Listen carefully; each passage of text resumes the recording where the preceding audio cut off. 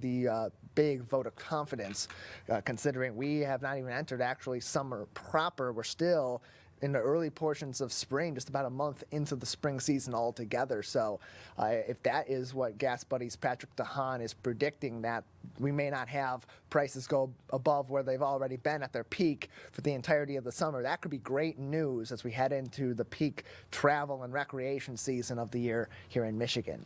In Michigan, the priciest places to fill up your tank this week are in Traverse City at $3.72 per gallon, Marquette at $3.70, and closer to home here in Oakland County in Lansing, a little ways out of the beaten path, matching the national average at this time at $3.67 per gallon. The most affordable gasoline is right here in Metro Detroit, with averages around $3.60 per gallon, and closely followed by Flint and Grand Rapids, whose average price per gallon at this time is $3.61. More information on the gas prices across the state of Michigan, why they actually have been lower of late and may continue to stay this low, can be found from this article from Frank Witzel and the team at the Detroit Free Press. CivicCenterTV.com on our local news page. That's our top story today.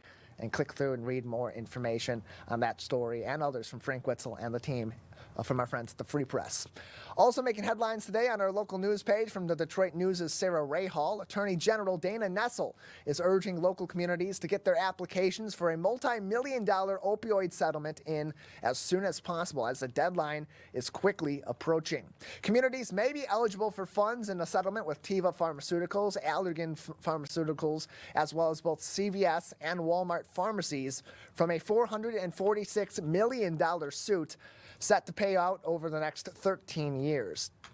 Communities have until May 2nd, that is 1 week from today, in order to sign on to the lawsuit, and Nessel is encouraging local leaders to take their cut, saying, quote, "Though the money may not bring back loved ones or ease the pain suffered by thousands of families, it will provide resources to help impacted communities recover."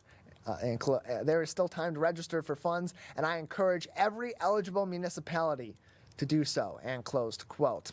The Attorney General signed Michigan municipalities into eligibility for these funds back in December of 2022 as part of a lawsuit aiming culpability at the aforementioned companies for the effects of the ongoing opioid epidemic affecting us all across the United States, including here in our local communities.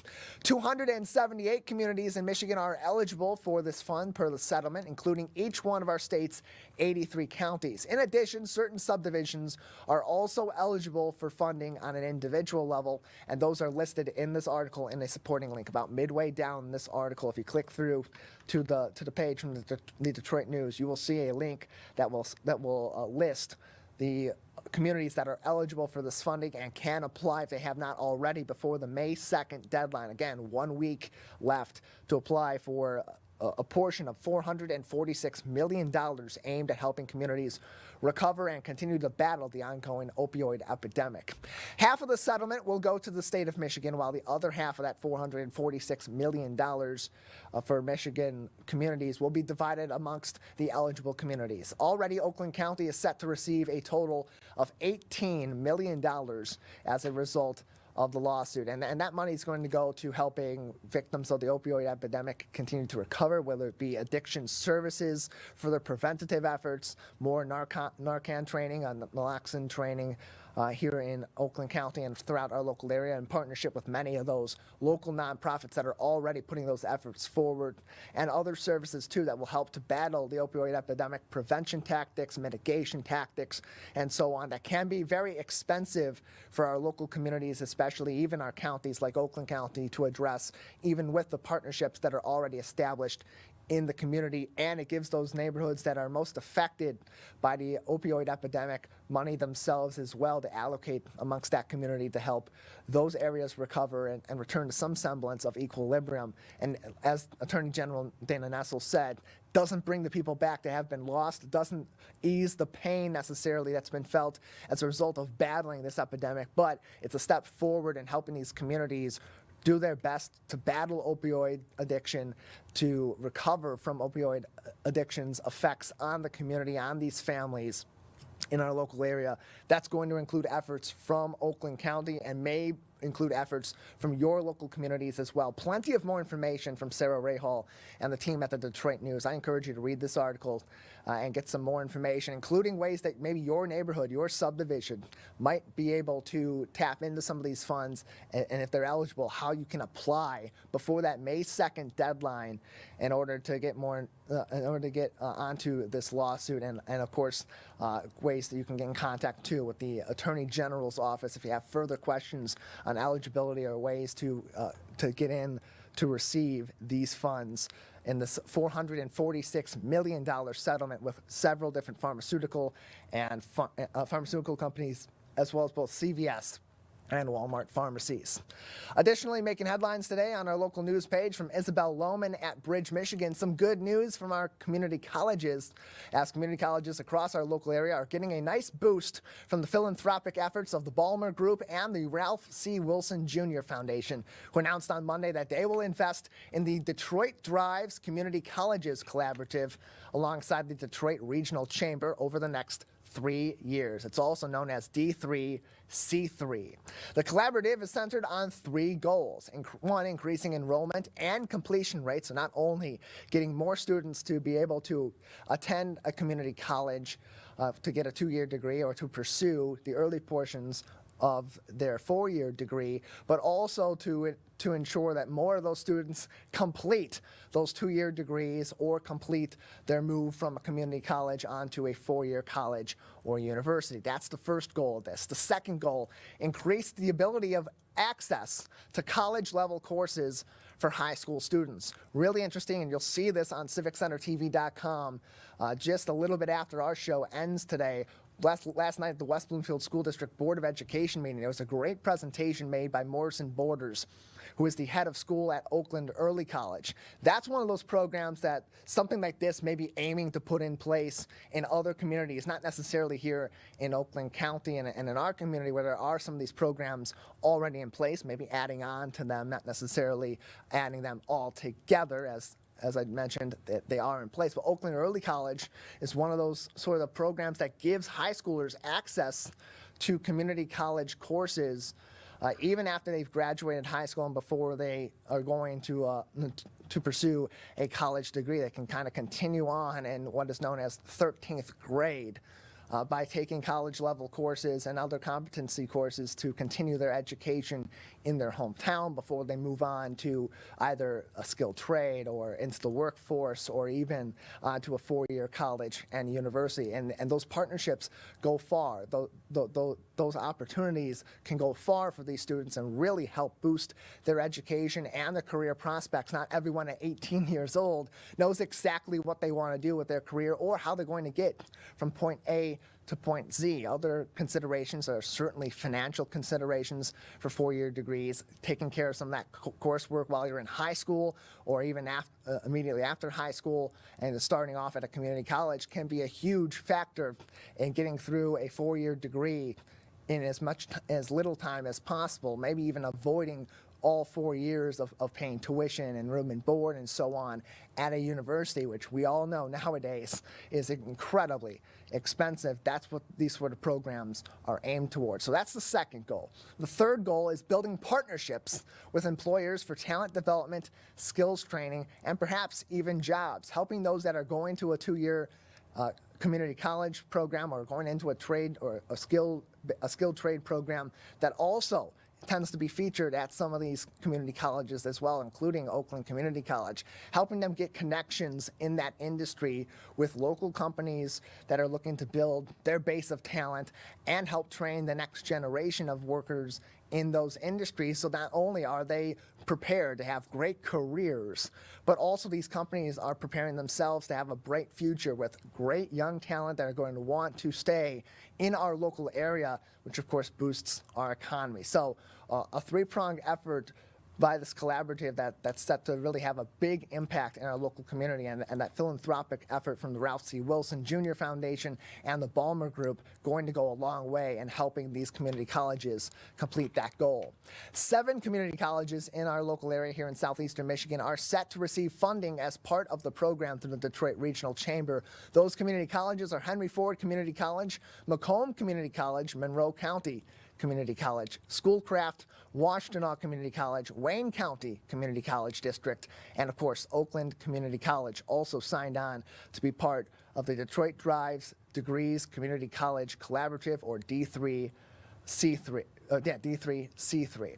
Oakland Community College Chancellor Peter M. Provenzano Jr. called the effort a collective move to ensure, quote, that the on-ramp to more degrees is accessible and affordable and achievable, and close quote, helping to bridge those gaps between getting kids into community college and then on to other efforts in their education or their training for the workforce, making sure they stay in those programs and go from A to Z, completing those programs, getting that 2-year degree, getting that certification, and moving on to that 4-year degree and completing that. Big effort in this. Access to better training efforts, to job skills training, to networking, and abilities to move on to the workforce immediately after, have those relationships build, and of course that access to 4-year degrees after you're done with your 2 years, or just taking prerequisite classes, or getting that baseline of where you want to be going with your efforts at the next level of your education.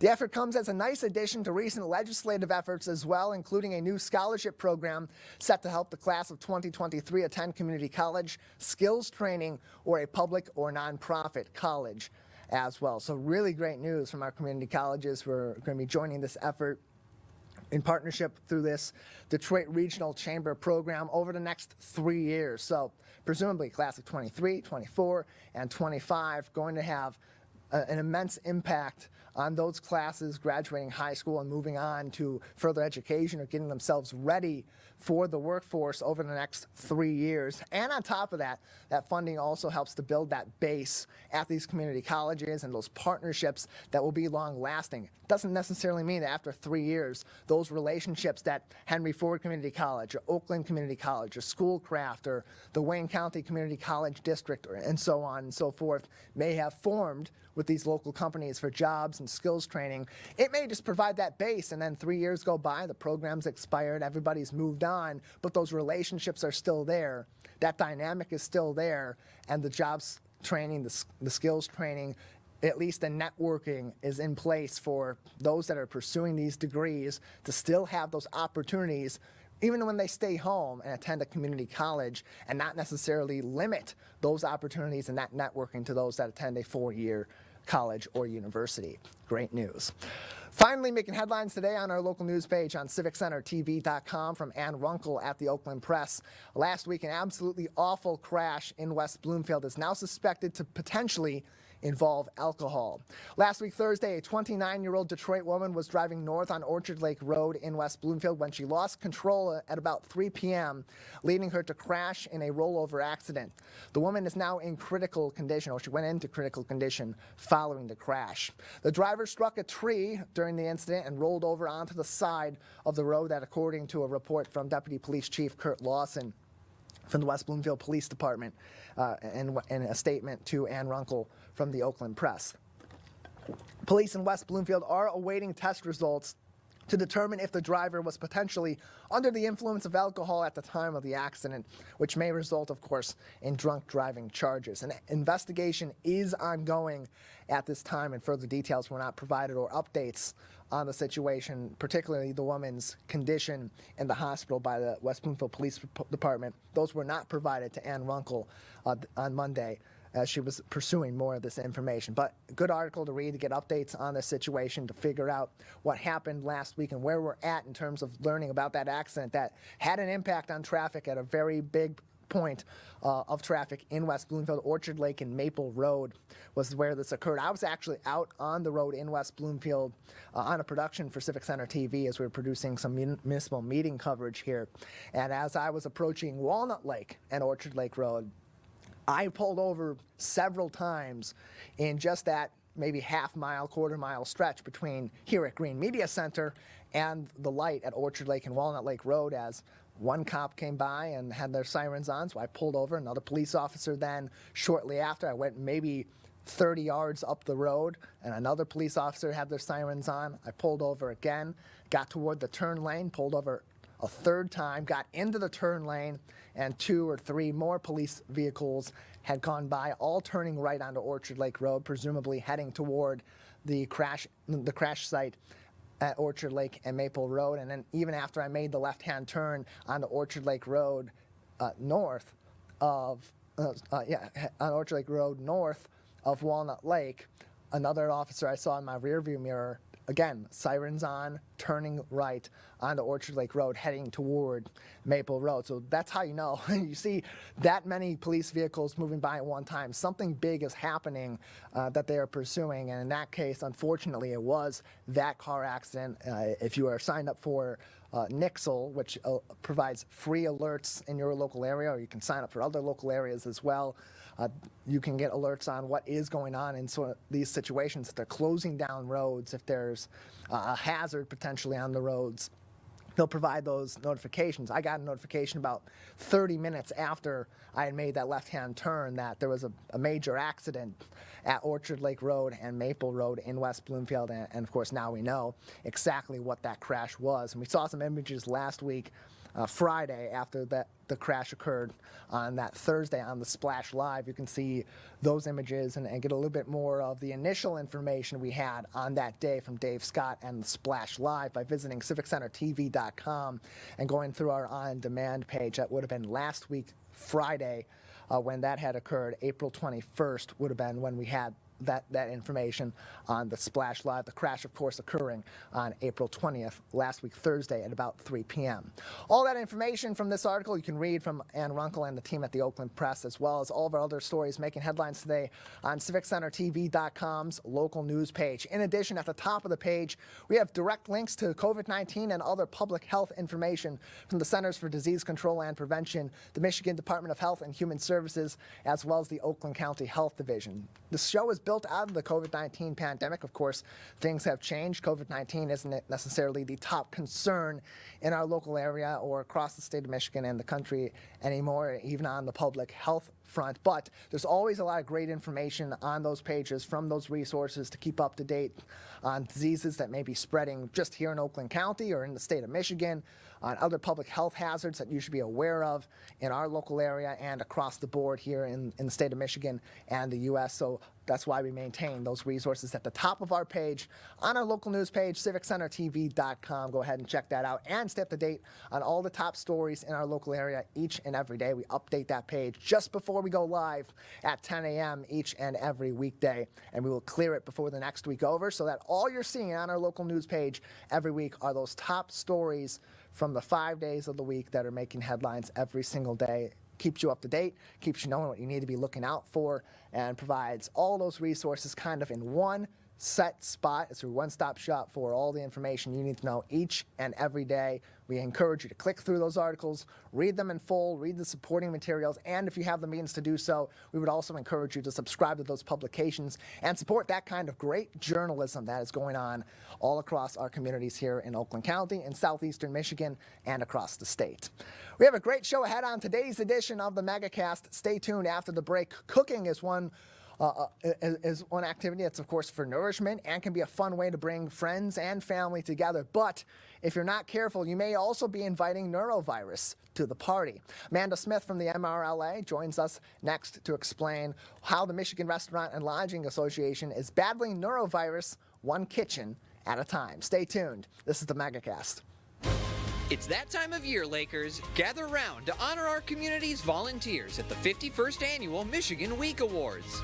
Countless members of the communities of Orchard Lake, Keego Harbor, Sylvan Lake, and West Bloomfield give their time and talent daily without regard for recognition. Catch the live broadcast May 12th at 7 a.m. on CivicCenterTV.com or on Comcast Channel 15 and AT&T Channel 99.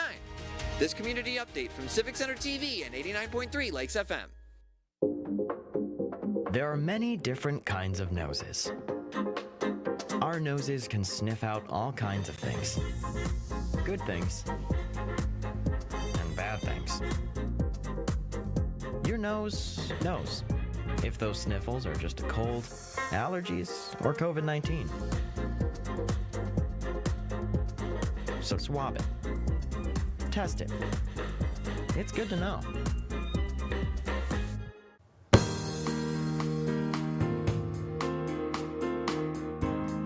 Welcome back to the Megacast, our live daily TV, radio, and streaming show talking about all things Michigan. I'm Tyler Kieft. You can find more information about all of our programs by visiting civiccentertv.com on our Megacast page at civiccentertv.com/Megacast.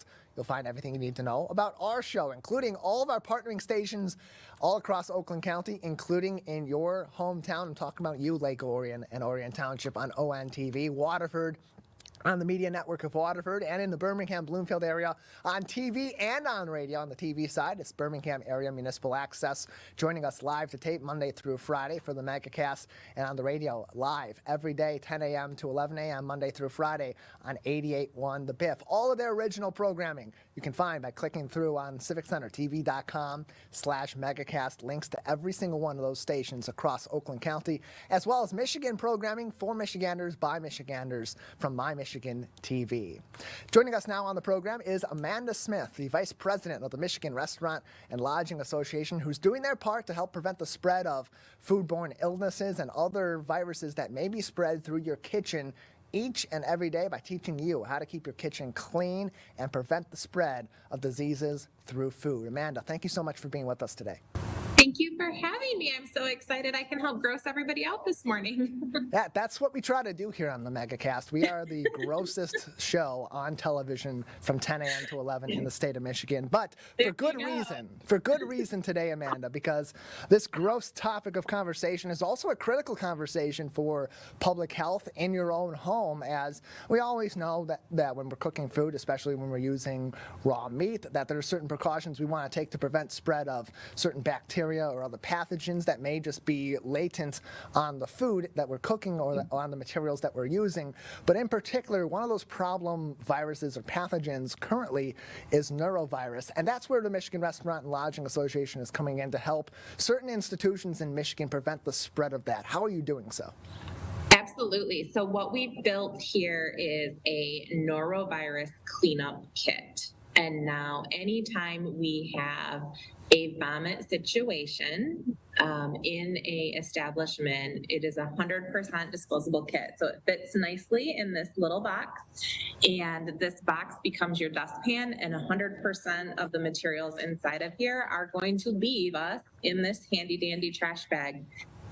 There is protective equipment when we have a vomit situation in a restaurant or in a lodging establishment. There is personal protective equipment, right? There's booties, there's hats, there's an apron, there's a face mask in here. We are going to use the spray, we are going to use the powder, we are going to cover everything with a drop cloth. Then we're going to scrape it, clean it, get everything out of the establishment, go through disinfecting steps. The employee who was part of the cleanup process is going to go home, shower, and make sure that they stay out for 48 hours to ensure that they don't become ill. So it's a very complicated process. We take these situations very seriously. We don't want to spread it, wildfire type spreading diseases. And so who are these kits available to, Amanda? The kits are available to licensed food service establishments. So we partnered with the Michigan Department of Agriculture and Rural Development to make these kits available. So anybody that has a food license is able to get the kits. We also have a bunch of resources available at MichiganFoodSafety.com on how to prevent norovirus. So this is a great little cheat sheet about all the times you need to wash your hands. And one of the biggest things about norovirus is simply prevention. If you don't feel well, stay home. As much as we want to serve you, as much as we want to welcome you into the establishment, if you don't feel good, don't visit. Wait the 48 hours until you're feeling 100% and then come see us. The other really helpful tip is this little guy right here that talks about cleaning and sanitizing versus disinfecting. And that's something that in our homes we might not often think about. We wash it up, we think we're clean. There's really a very significant difference textbook-wise between cleaning and sanitizing and disinfecting. And we want to help people learn how to not only clean, but disinfect properly. A couple places you can get more information on norovirus protection in your own kitchen, or if you are a licensed food service establishment in Michigan, you can get access to one of these kits. MichiganFoodSafety.com, the place to go for a lot of that information. Again, MichiganFoodSafety.com. You can also visit the Michigan Restaurant and Lodging Association's website at mrla.org for more information, as well as other resources that are available through the organization itself on these and other issues related to food safety and the food industry here in the state of Michigan. And so where did this idea come from to provide these kits for these food organizations in the state that are licensed and are serving food to the public? Was there a great need for more of these resources for these individual companies and restaurants? Yeah, absolutely. I mean, you never know when a norovirus event is going to happen, and you can never make sure your staff is too trained on how to handle it, right? We want to make sure that we're keeping the staff members safe. We want to make sure that the guests are safe. And this is one of those viruses that it takes just a little tiny bit of the virus for it to spread like wildfire. So making sure that we can properly handle and clean this up and keep those situations contained and as limited as possible. And, This stems from the pandemic. We had a lot of staff turnover through the pandemic, making sure that all the new hires are properly trained. They have these great, colorful visual aids to help them through the process and make sure that in the event of an emergency, of a vomit situation, that they're able to clean everything up properly. And, if anybody watching this takes nothing away but this one thing, and that's hand washing wasn't just a COVID thing. Hand washing needs to be done all the time. Properly washing your hands vigorously with soap and water for 20 seconds is the single most important way to stop the spread of illness. And it's important to also know the sort of situations where norovirus can be spread or commonly is spread through cooking or in kitchens, especially for these food safety organizations, food service organizations that are licensed in the state of Michigan. Keeping their kitchen environment safe is paramount to those that are preparing the food, as well as, of course, to those that are ultimately consuming the food in these restaurants and outside of these restaurants as well. So for those that may not be familiar with the ways that norovirus spreads or some of its common problem areas, what are some of those common areas or common ways in the kitchen in particular where norovirus can be exposed to another person or be spread throughout a local area? Norovirus lives in food, unfortunately. So when you have the situation where either the worker has become ill or was become infected from norovirus incident, it can live on surfaces, it can live in food, and that's why, so much of this on the sanitation and disinfecting, making sure that we're properly following the steps on our disinfectant. Most disinfectants are going to have a contact time, so you're going to really make sure that we're following those label instructions exactly as they were intended, and that it can live in food and it can live on counters and on shelves. So that's why the cleaning and the proper prevention measures are so critical, is that we're cleaning and sanitizing, and that's just really important. I think that these resources, although designed 100% for food service establishments and approved by the Department of Ag and Rural Development, match all the needs of the food code, they're really great tips for home use as well, making sure that you're keeping your house and your food prep area clean and sanitized. When you look at a home kitchen and you have family pets, or you have backpacks, right, coming in off the school bus that have been on the locker, that have been on the school floor, that have been on the bus, and then you're dropping them on your kitchen table, making sure that you sanitize and disinfect that table before you set it with your healthy, clean food dishes. So there's a lot of resources at MichiganFoodSafety.com, and I really encourage people to look. When you get to the website, you're going to see that there's a clear column for consumers, general public, for the actual industry, and then also for the regulator partners. So things like how to grill, right? A lot of us are starting to get ready for grilling season and camping season. There's great tips on there on how to pack a cooler, how to make sure that your grill is cleaned properly. We had a big conversation about those. Everybody wants to scrub their grill with the metal brushes, but how dangerous those little pieces of metal are. So making sure that we're cleaning and getting ready for Memorial Day will be here in a hot second. Get ready for the season. All this information, again, can be found on MichiganFoodSafety.com. MichiganFoodSafety.com. That is a service of the Michigan Restaurant and Lodging Association. You can also follow them on Facebook, Twitter, and on YouTube at Michigan Food Safety on Facebook. On Twitter, that is at MICH Food Safety, and then on YouTube, just search for Michigan Food Safety for even more resources, including some public service announcements about how you can say no to norovirus in your home and other cooking environments as well. And of course, you can get in contact with the Michigan Restaurant and Lodging Association through MichiganFoodSafety.com. If you are a licensed organization in the state of Michigan that is licensed to sell food in your organization or prepare food at your business or your organization, you'll be able to also get access to those free Say No to Norovirus cleanup kits at MichiganFoodSafety.com. Joining us on the program is the Vice President of the Michigan Restaurant and Lodging Association, Amanda Smith, on today's edition of the program. This is just one of many different sort of these programs that is undertaken by the Michigan Restaurant and Lodging Association year in and year out to help inform the public about not just food safety, but other safety measures that need to be taken in the kitchen and in cooking environments. So what other sort of resources are available through your organization in order to help people all throughout the year and in a number of different ways in their kitchen and other cooking environments as well? Yeah, so norovirus is the big topic of the year. You're absolutely right, but there's a lot of great resources for industry professionals as it relates to allergens, making sure that we don't have any allergens, cross-contamination, right? Ensuring that every cutting board is clean and sanitized before we change tasks so that we can make sure we're not spreading a nut allergy across things or a fish allergy or anything else, designated fryers for fish. There's a lot of really great resources on there about pickling and fermentation and dry aging of meats, a lot of creative food and how to do those little bit one-offs, those little bit more creative things than cooking and directly serving, a little more intensive cooking processes. We've got a lot of that information out there as well. And just great cheat sheets. So active managerial control sounds like something very difficult. All it really is making sure that we have great data and that we're charting, we're checking those temperatures every hour on the hour and making sure that no food becomes unsafe while it's under hot holding.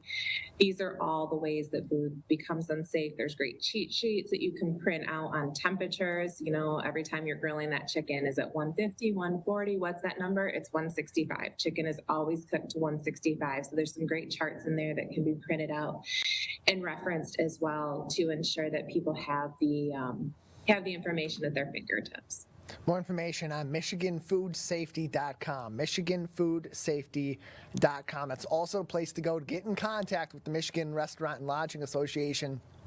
If your restaurant, if your licensed food service business is in need of some of these Say No to Norovirus cleanup safety kits, again, MichiganFoodSafety.com. In addition, another great resource, as you see, Amanda, if you're watching this on our TV channels or on our stream, holding up that kit right there, and that's the exact logo you'll see on MichiganFoodSafety.com if you're looking for more of that information. Another great place to go is within our own network, CivicCenterTV.com/Megacast. If you click on our My Michigan TV link at the top of their page, one of their newest shows is called My Kitchen, M-I Kitchen, which is in partnership with the Michigan Restaurant and Lodging Association, as Jake Osborne each and every week is taking a different look at a different food safety or just food preparation topic and cooking delicious meals as well. They have an episode on their website on mymytv.com. If you click on My Kitchen, food questions and answers with Jake and Avira, you'll find more information, including on food safety,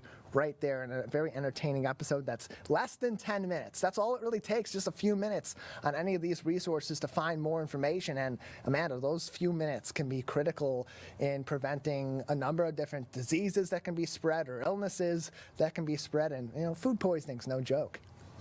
It's no joke. We want to make sure that our public is safe, that all of our guests that are at food establishments are safe, and also at home. You know, and oftentimes when you have something go wrong in a restaurant, you affect a large group of people, right? when you're cooking at home, it might be your entire family that you're making deathly ill. So although not as large of quantities when you're cooking at home, it still has the same impact of hospitalization, long-term health concerns. Everybody's responsibility.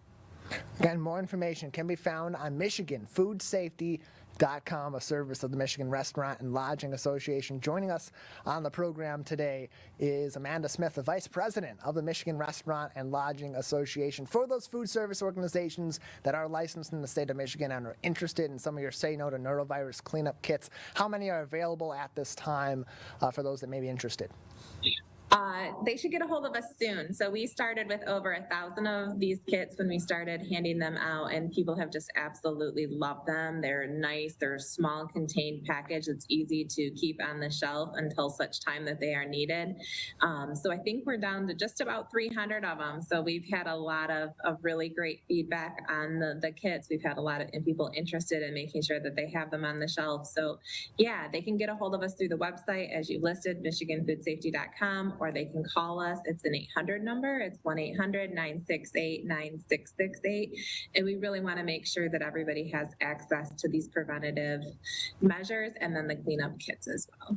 Yeah, so many great resources provided by the Michigan Restaurant and Lodging Association on food safety and a number of different issues. You can follow along with all that information at mrla.org or visit michiganfoodsafety.com for food safety specific information, including info from their Say No to Norovirus campaign currently ongoing. In addition, any more questions, you can call their 800 number, 800-968-9668, 800-968-9668 for more information. Amanda, before we let you go, anything else we haven't discussed yet today, neurovirus or food safety or any other issues you'd like to discuss at this time? No, I just encourage everybody to visit the site and find the resources. The videos, like you said, are pretty entertaining. Chef Jake has a great ability to hold a camera and break things down into very short, digestible tidbits. So there's great information on there about how to pack your coolers, how to clean your grills, everything. I keep thinking spring. I keep pretending like it didn't snow yesterday. I want to go back to thinking spring and outdoor cooking and all the joy that comes with summer. So make sure that they take advantage of those resources. MichiganFoodSafety.com, the place to go for all of those resources as well. Amanda, thank you so much for joining us. Thank you for having me. You guys have a great afternoon. You as well, Amanda. Thank you. And we appreciate the whole team at the Michigan Restaurant and Lodging Association for continuing to provide updated information, especially throughout the COVID-19 pandemic. Excuse me. They were extremely helpful in providing updates from the angle of our restaurants and our hotels. And of course now, outside the pandemic, getting back to more of their normal operations, helping these businesses manage some of the different issues that may arise over time, including in the kitchens, as clean as restaurants work, as clean as restaurants do often keep their kitchens and work to keep their kitchens. There's still things that can slip through like norovirus, so providing those free kits as available to companies all throughout the state of Michigan that are licensed food service organizations. A great effort being made by the Michigan Restaurant and Lodging Association.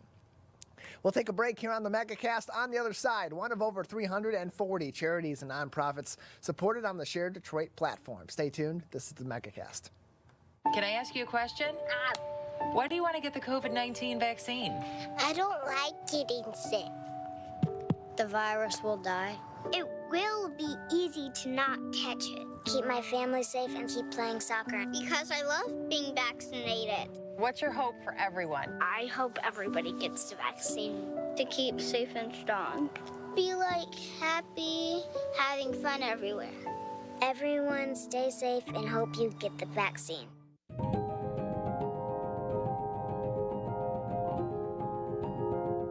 I'm Steve Eiserman of the Detroit Red Wings, and I think every child in Michigan deserves a safe, healthy, and happy childhood.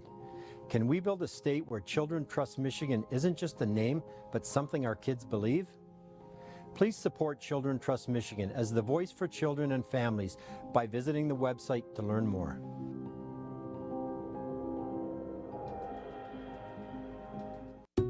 Wondering what to say to someone who's been sexually assaulted or abused? I believe you. I'm so sorry this happened.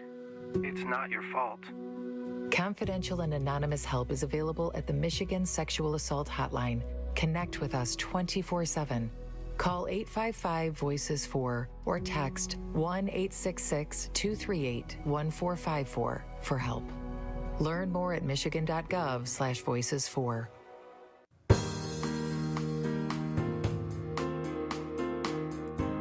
Welcome back to the Megacast, our live daily TV, radio, and streaming show talking about all things Oakland County and the state of Michigan. I'm your host, Tyler Kieft. You can always stay up to date with our program, including all of our partnering stations, by visiting civiccentertv.com/Megacast. As I said, links to every one of our partnering stations across Oakland County and content across the state of Michigan from My Michigan TV can be found on that page, as well as all of our full shows and each individual segment on demand as well. civiccentertv.com/Megacast is the place to go for all of that. Joining us now on the program is one of over 300 charities and nonprofits supported on the Share Detroit platform. Ingrid Todt is the executive director of the Rainbow Connection and joins us now on the program. Ingrid, thanks for being with us today. Oh, thank you for having me today. I appreciate it. Yeah, glad to have you on to talk about the Rainbow Connection. Let's start off by just giving a bit of an overview about what the Rainbow Connection is and the services that it provides. Of course. So the Rainbow Connection grants wishes to children in Michigan that have been diagnosed with a life-threatening medical condition. Additionally, we provide support services to the wish children and their families during their entire journey. We do this through our special response program, which helps with emergency needs, our enhancement program, which provides free fun opportunities for the wish children and their families, and we also have a college scholarship program, which supports them way beyond their high school years. And so how did this effort begin? Why this method for supporting these kids that are going through really tough times in their life, battling a life-threatening illness? Obviously, it's going to be a trying time for them. So why granting these wishes as a method to help them through that? So back in 1985, our founder, L. Brooks Patterson, started the Rainbow Connection with a vision. He knew there were a lot of children going through a lot of things. So it branched from Oakland County to the entire state of Michigan. And as we grew, we realized how impactful a wish was. It's not just for the wish child per se. It really gives the whole family something to look forward to and believe in and work towards. But it is such a positive reinforcement on some of the darkest days these children have. It gives them something wonderful and amazing to look forward to. And so how do kids get in contact with the Rainbow Connection, with your organization, in order to be eligible for these wishes and also to go through the process of having one of those wishes granted? So there are multiple ways. On our website, which is listed on the screen, rainbowconnection.org, there's a place to refer for a wish, or you can always call our office at 248-601-9474. Again, 248-601-9474, and anyone here in the wish department can help you fill out an application over the phone to get the process started. And so you mentioned back in the 80s, that's when L. Brooks Patterson had founded the Rainbow Connection, and there was really that special connection between the organization and that first wish that was granted way back when. Tell us the story of that first wish. So this beautiful child named John wished to meet Muhammad Ali, and it was the first wish we had ever done, and it took place at Children's Hospital of Michigan in Detroit. We have some amazing documented photos of that day, and what a pivotal, wonderful starting point for the Rainbow Connection to just grow and prosper from that day on.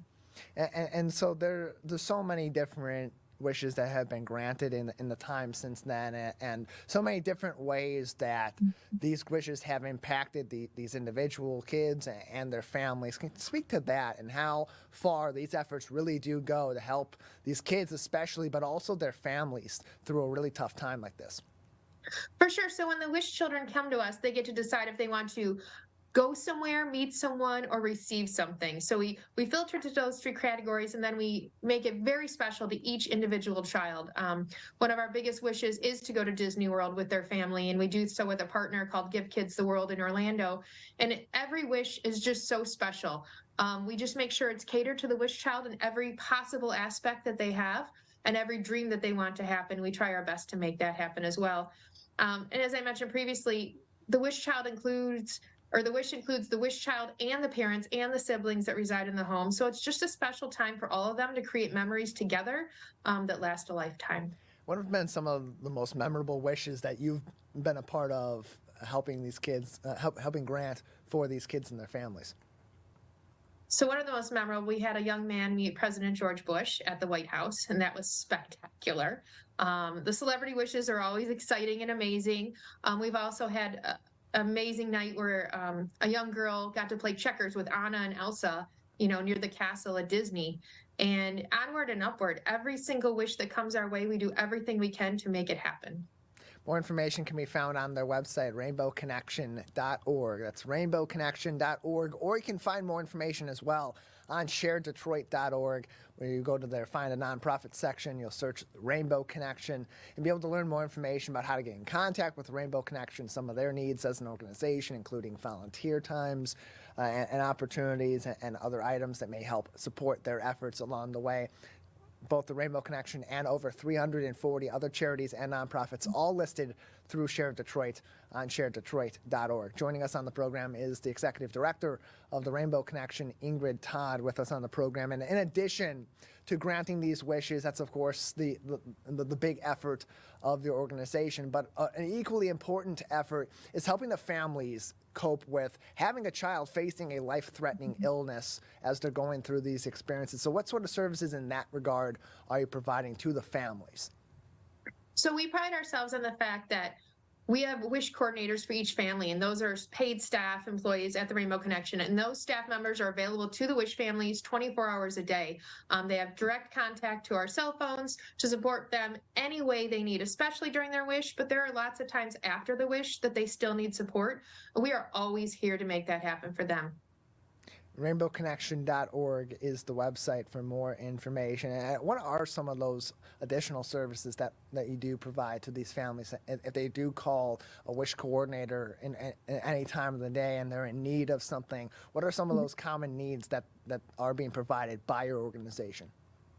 So our special response program provides emergency needs for the wish families in the form of housing, transportation, utilities, clothing, food, and any other need that comes up. So we get separate grants from our wish fund, and those grants are only able to be used for the special response program. So once the family fills out an application, we found out the best way to support them. We provide support, and then we find other organizations in the community that will do the same thing and continue the support for a lengthy amount of time to make sure that they can focus on their child that's getting treatment and hopefully relieve some of the pressures of things going on in their world other than their child's illness.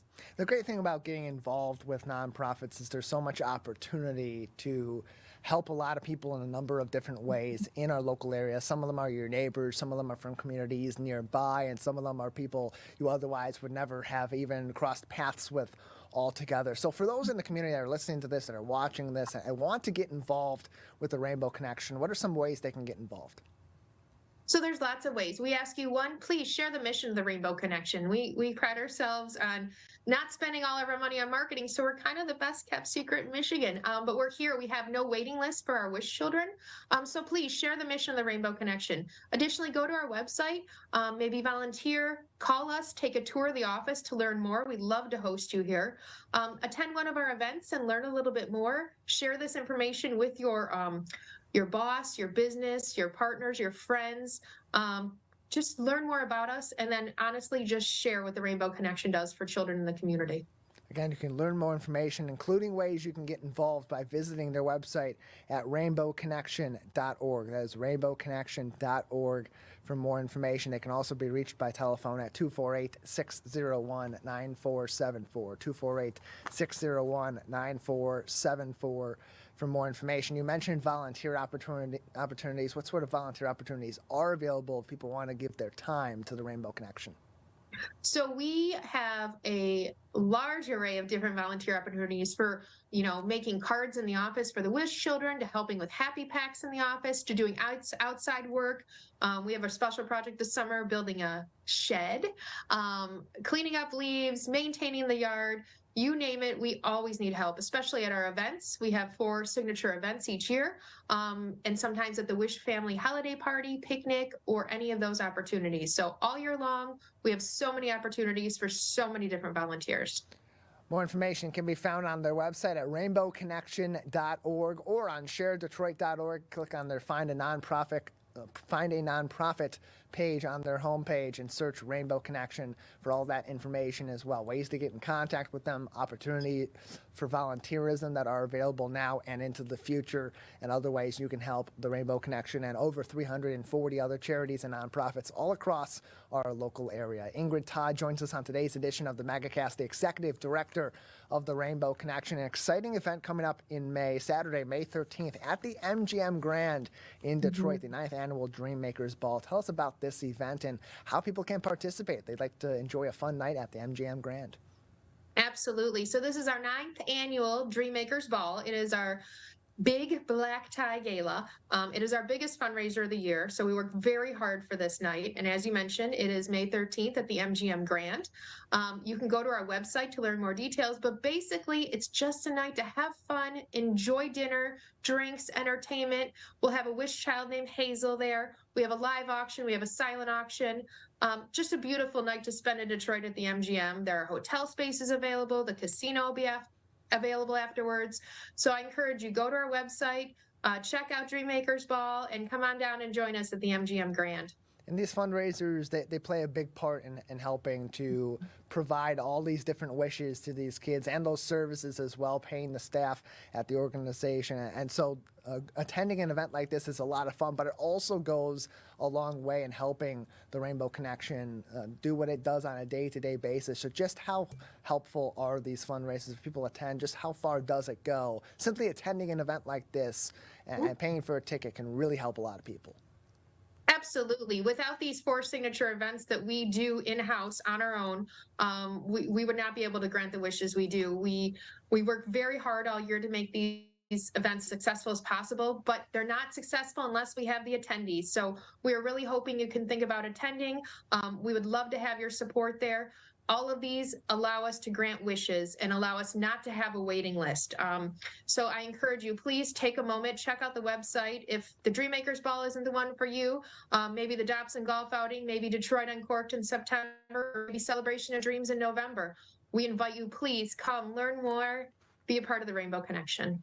RainbowConnection.org/events, the place to go for those 4 signature events. The first one coming up very soon, Saturday, May 13th at the MGM Grand in Detroit. It is the Dreammakers Ball. Then, of course, as Ingrid mentioned, other events also coming up all throughout the year. We got an event in July, in September, and in November. So no matter how you want to participate, or if you just want to learn more about different ways you can participate in these events and help the Rainbow Connection, the Rainbow Connection's website is rainbowconnection.org.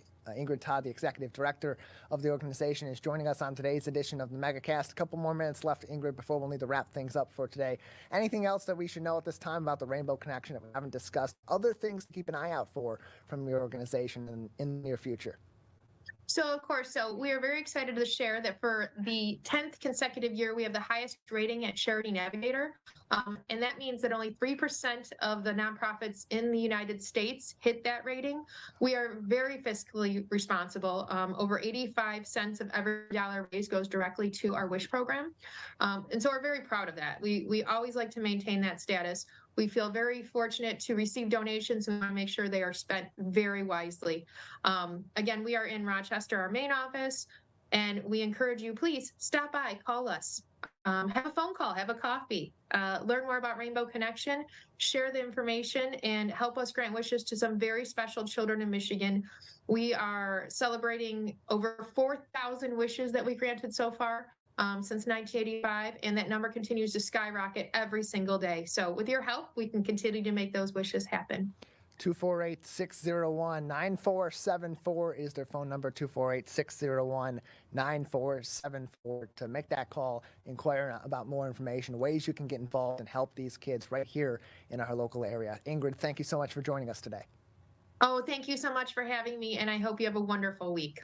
You as well. More information, ways you can get involved with the Rainbow Connection and hundreds of other nonprofits here in the local area are on sharedetroit.org. For more information about our friends at the Rainbow Connection, that is rainbowconnection.org. That is going to do it for today's edition of Megacast. Of course, please keep up to date with us on civiccentertv.com/Megacast. You'll find information about other original programs in the 23 of through Friday that you're not joining us here on the Megacast from stations in your local area. Community television stations providing programs about your hometown all day, every day. CivicCenterTV.com/Megacast, where you'll also find our full shows and every single segment on demand. Big thank you to all of our guests on today's program, Amanda Smith from the Michigan Restaurant and Lodging Association, and Ingrid Todt from the Rainbow Connection, as well as our dedicated crew, Jared Clark at My Michigan TV, and Calvin Brown, our director and technical director at Civic Center TV. Until next time, take care of each other, and we'll see you very soon.